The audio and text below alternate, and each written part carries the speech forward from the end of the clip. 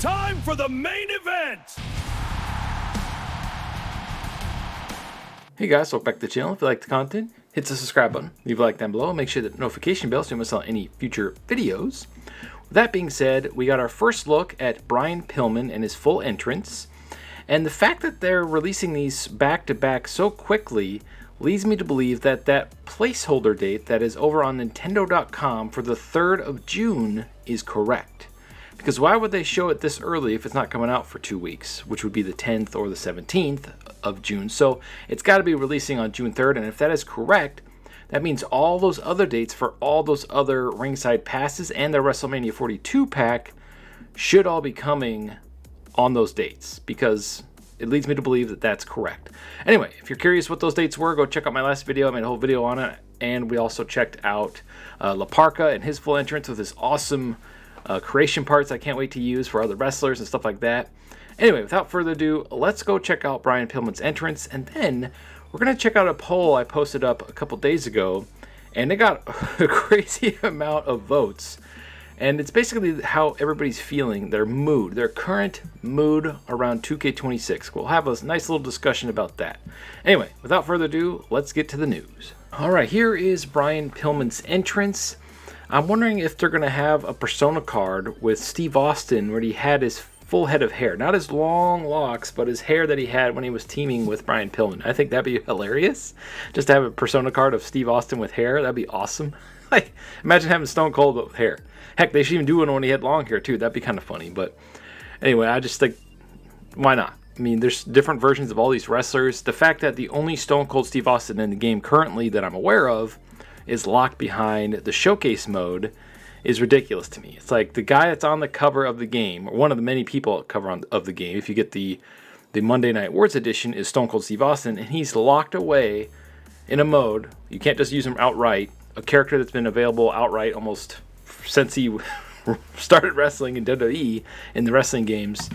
It just blows my mind that they would choose, let's lock out Stone Cold Steve Austin. That's one of the most bonehead decisions I've ever seen. Anyway, so there's Brian Pillman. I think his face doesn't look quite right. Let's before we move on, let's get a close up here. I don't know. Maybe it'll look better when it releases, but to me, after looking at images and stuff, maybe it's because it's so dark. To me, it doesn't look like him very much. But maybe this is early on in his career. But to me, that does not look like Brian Pillman to me. Alright, so here is the poll in question. I posted yesterday, as I'm making this video, about 20 hours ago, and it got 2.2k votes, which is shocking to me because usually my polls don't do that well that quickly. It says, what is your current mood around WWE 2K26? At 14% is love it. It's okay is at 44%, which is the most of all these so far. So most people are like, it's okay. It's not the greatest, but it's not terrible. It's just okay. Meh is at 24%, and I'm kind of in between these two. Like, I think it's okay and also kind of meh. Like, I like the Creation Suite stuff, but all the modes that you can play, like My Rise, Showcase, The Island, all that kind of stuff is kind of meh for me. I'm just starting to get into the Universe mode. I'm having fun with it. I'm testing things out with my created wrestlers, and it's doing the exact same thing it would do in every single game when you use all created content and original shows, where it keeps moving the match types around and screwing up, like putting the championship match as the first match instead of the last match.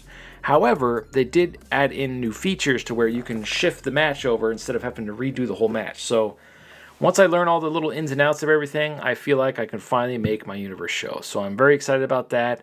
And if you guys like the Universe show, I might not do the news anymore, because I'm getting burnt out talking about the news of this game, because it's just pure negativity and it's just not fun for me to do anymore. I just want to play the game on the channel, show gameplay and all that kind of stuff. I personally could care less about the news. The only reason I'm covering it is because I need content for the channel. So if I could pivot to making game content and videos, stuff like that, stuff I enjoy doing, I feel like I'll probably never talk about the news ever again. Anyway, and the last one is I want my money back, and that's at 17%. Now, a lot of times when I post these, people complain or make a comment about who I put where. So Tori Wilson, I put it love it because, well, she's the newest DLC character that's popping up. La Parka, I put here as it's okay because some people were complaining about his attire choice. I think he looks awesome, so whatever. Meh, I have Jacob Fatu looking all like shocked and stuff, just because I thought the thumbnail was funny. And then Trish is here at I Want My Money Back because we didn't get this version of Trish, which is on one of the covers, and it's been in the last couple of games. So people are like, what the heck? That's false advertising. So it's on the, what is it? It's not the Monday Night Wars edition. It's the Attitude Era edition. So where the heck is this Trish and the Lita from the Attitude Era, right? So that's why I put that there. Anyway, so I wanted to read a couple of the comments and then just kind of discuss the overall mood for myself of this game because, I don't know, I'm kind of mixed. I had a blast playing with Mr. Dubs with mods. It kind of makes me want to buy the game on PC, but then I'll have to start completely over making my wrestlers and everything, and I don't know if I have it in me to do it this year. But anyway, without further ado, let's read some of these comments. King Cams 24 says, this could have been the best 2K released, but microtransactions and rocky launch really hurt the game. Yep. Gmont says, wish they would add in custom soundtracks. That'd be freaking awesome. Or at least some sort of music maker. Like 2K could make a music maker that's a separate utility on their website, and once you make the song, you can upload it directly there.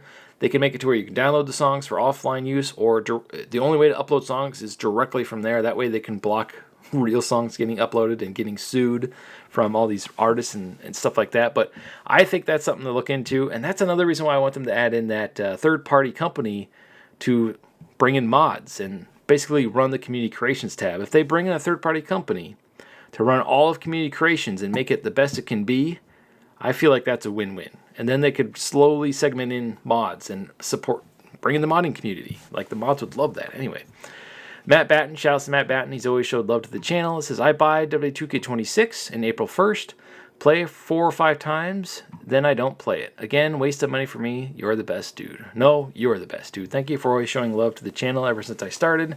You're one of the biggest guys that's always nice to me in the comments, so thank you. Anyway, on to the next one. Stingray Makos 84 says, it blows my mind that I feel this way after a decade of being the biggest 2K fanboy. I thought 25 was the best ever.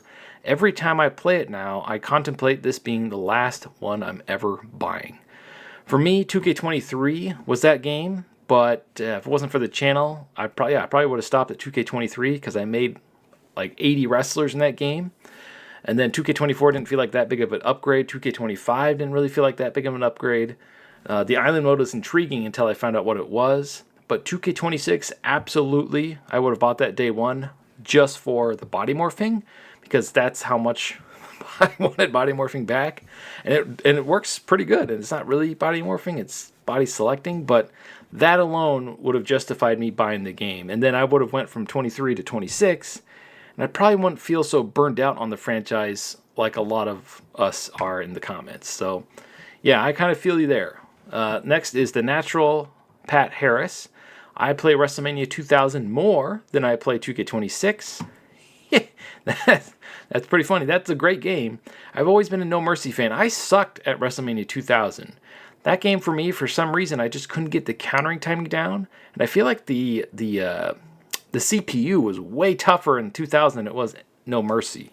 Maybe I'm remembering wrong, but when I tried playing it on the channel, I got stomped by the CPU in WrestleMania 2000 versus No Mercy. So that game is tough. At least it was for me. But this is coming from a guy who mostly plays the SmackDown franchise.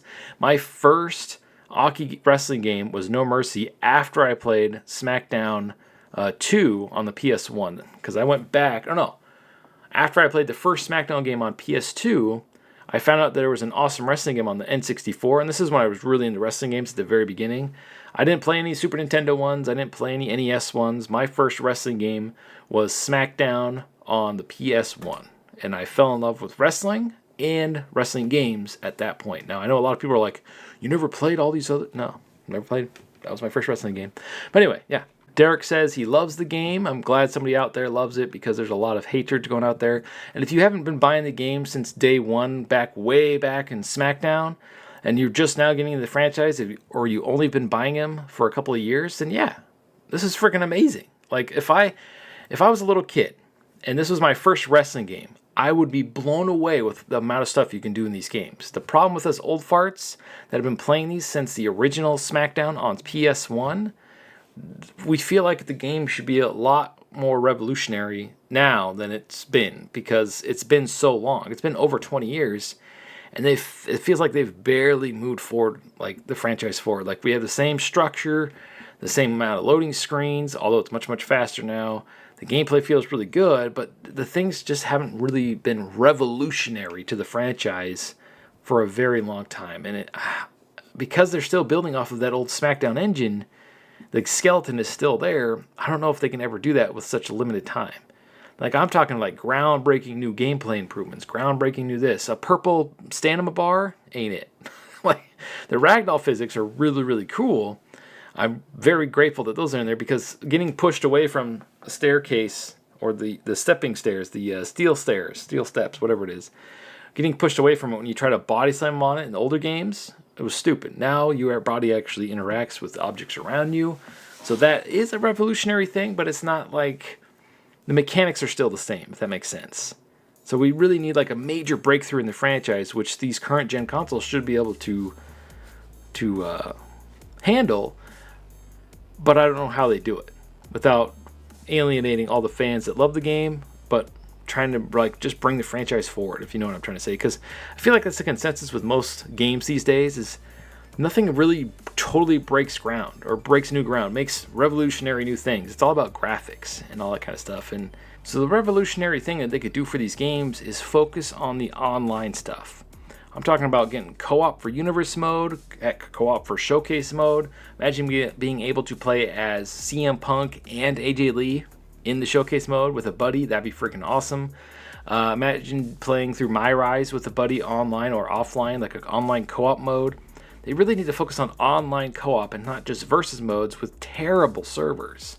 It's the same crappy servers that have been around since they implemented online back on the PS2. It's like, how can they not fix the servers after so long? Anyway, so that's the news for today. Thank you for participating in the poll. If you guys want more poll results like this, let me know in the comments down below, because I'll add these to more videos. The only reason I added it to this video is because there wasn't much to talk about today, other than the new entrance for Brian Pillman. Anyway, thank you for watching. Sound in the comments below. What is your current mood about the game if you missed out on the poll? And as always, stay frosty. It's pretty obvious that the hardest part of a dumpster match isn't closing the lid on your opponent. It's saving enough energy to be able to lift them into it. Yeah, and you have to balance a fine line in this type of match. You can beat your opponent unconscious, but dead weight is going to be way harder to lift into that dumpster. What you really want to do is target the limbs. Make it hard for them to prevent that lid from closing. Lesnar unleashed.